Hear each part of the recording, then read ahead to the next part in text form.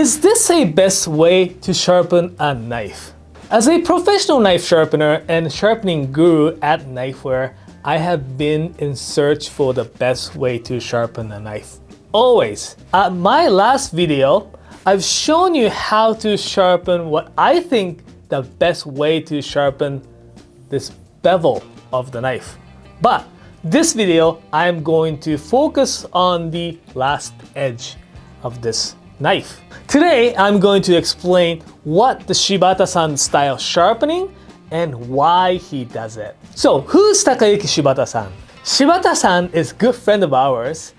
He has been a sharpener for quite some time, and he is the sharpener for Masakage knives, famous Kotetsu knives, as well as Tinker Tank series of knives.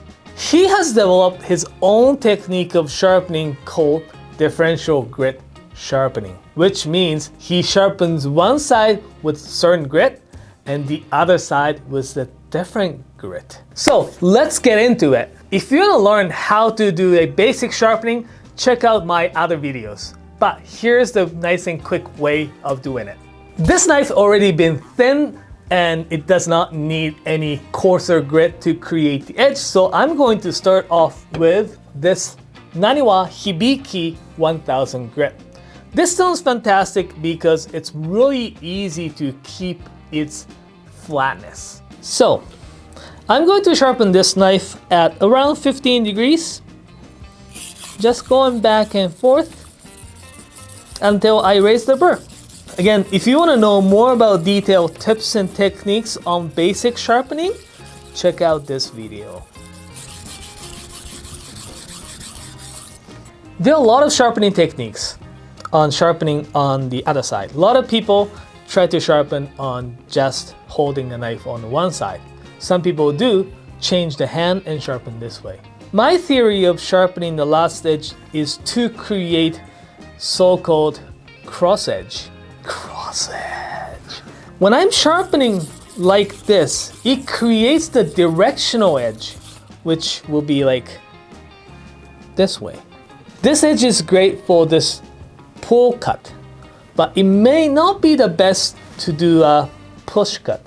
So what I'm going to do is to create another side with edge facing this way. And this is how I do. It's pretty simple and straightforward, and many people might already have been doing this. I want the edge direction to be this way, so that I just put that down knife like this and just go back and forth. Lots of people though change the angle at the heel because you have to sharpen it this way. What I would do instead is I'm just going to change the spot so that my angle against the stone stays the same. I strop the knife, especially at the lower grits like 1000, I strop the edge in rather than this. That makes it easier for the burr to broken off. When I strop on the coarser medium grit stone, I strop the edge leading in instead of out. This way it is easier for the burr to break off. So now I have basic 1000 grit edge.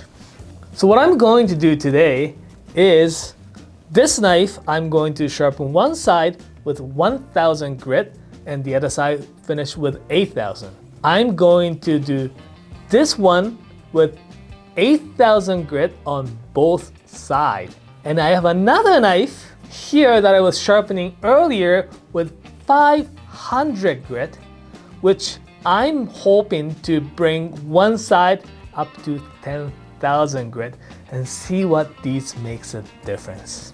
For now, I'm going to sharpen this one on 4000 grit stone and see you on the other side.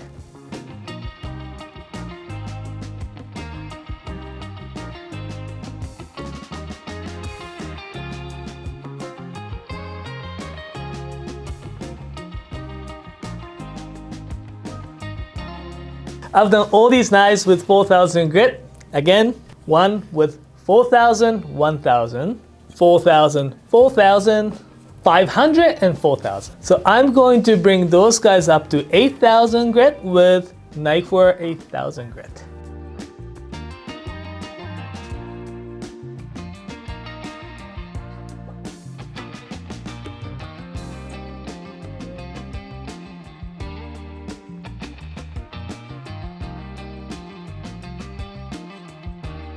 So I've done this knife on both sides with 8,000 grit stone, this knife with 1,000 on the one side and 8,000 grit on the other.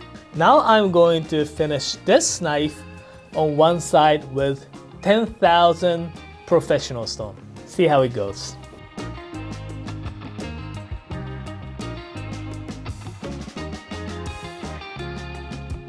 So I'm just using a straight suede and a leather. I am not going to use any side with chromium oxide, which I find it makes the edge sometimes too smooth and slips and slides off from the, say, things like tomato skins or the pepper skins. Especially on this differential grit sharpening is to keep that nice toothiness of the edge. That's one of the reasons why I do not use the chromium oxide on this particular example.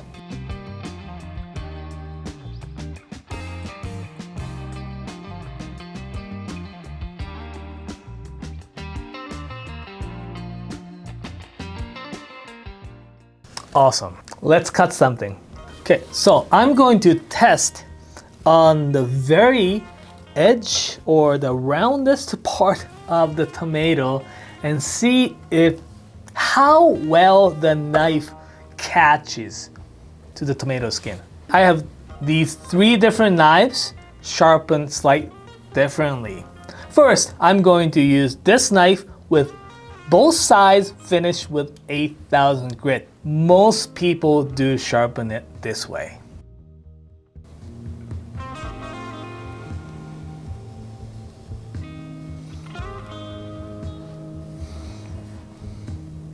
Here. You see it slid a few times before it actually cuts in. I have to aim my knife and do it this way. Next, I'm going to try the knife that's finished with one side with 1,000 grit, finish the other side with 8,000 grit. Turn the same tomato around.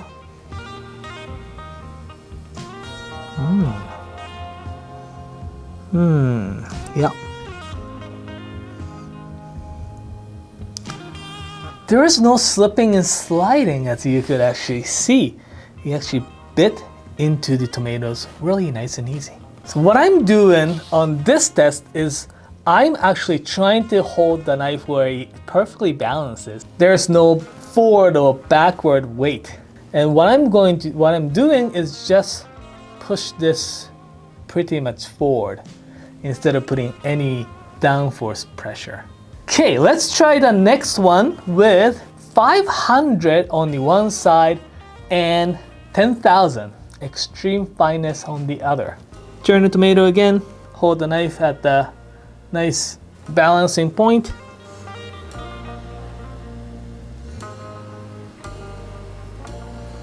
So it does slide a little bit. Once you come to the mid part, it starts to actually do a really nice cut. But the did slide a little bit when you try to grab or catch the tomato skin. Interesting. Because I put this cross edge, I want to try this pull cut as well on the tomatoes.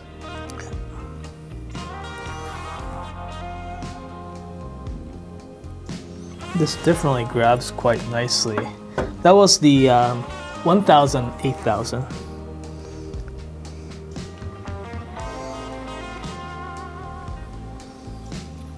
This one slide a little bit first. Maybe that the 10,000, this is 10,000 and 5,000, maybe the 10,000 edge may be too extreme on the, even if you finish one side with 500, 10,000 edge, maybe too extreme for this type of edge. You have to set the angle right in order to cut very. But once it starts cutting though, it feels super smooth. The clear winner of this contest is this knife with 1,000 on the one side and 8,000 on the other. Let's try the carrot test. Carrot test is often performed to see how thin your knife is. Today's purpose though, what I'm going to do is slice a few thin slices of carrots and see how well it juliennes it. And you see what I mean by how well.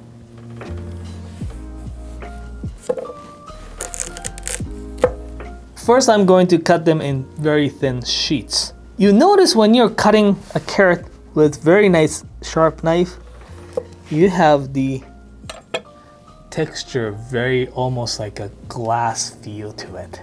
So now, what I'm going to do is to take this and see how little effort that actually cuts in by pushing it forward. This is 8,000 on both sides.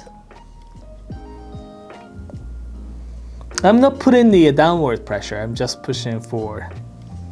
See there? Okay.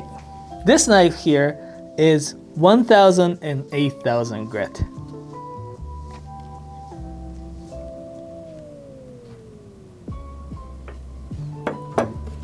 Going to actually test it back on 8 and 8. See if I was doing something different. Okay, now I'm gonna test the one with the 510,000.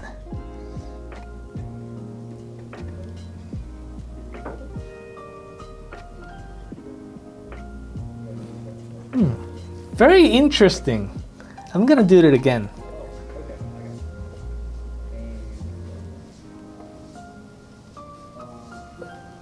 Okay, do you see it didn't go all the way through? The other one, 1,000 and 8,000.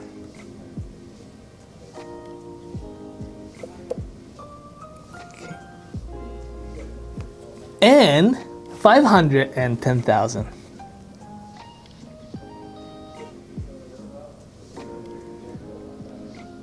I'm gonna do it again. It was kind of weird. So when I try 8,000, 8,000, same kind of push motion. It doesn't go all the way through. 1,000, 8,000. It does cut a little bit more deeper, and 510,000 actually performed the best for the carrots. It was very interesting. The clear winner on the tomato was this guy. Finished one side with 1,000 grit and the other side with 8,000 grit. But when it comes to carrots, the winner that actually the knife wanted to cut it in deeper was this knife, 510,000. Each knife could be sharpened differently for different purposes. And there's a lot more combination that I just performed today. Contrary to the popular belief, the knife finished with 8,000 from both sides did not work really well on tomatoes and carrots that we tested it on today. Although your knife finished with the 8,000 on both sides should be great for slicing salmon for your sashimi or sushi. Are you gonna try this technique out? Or share us your technique in the comment below. Thanks for watching.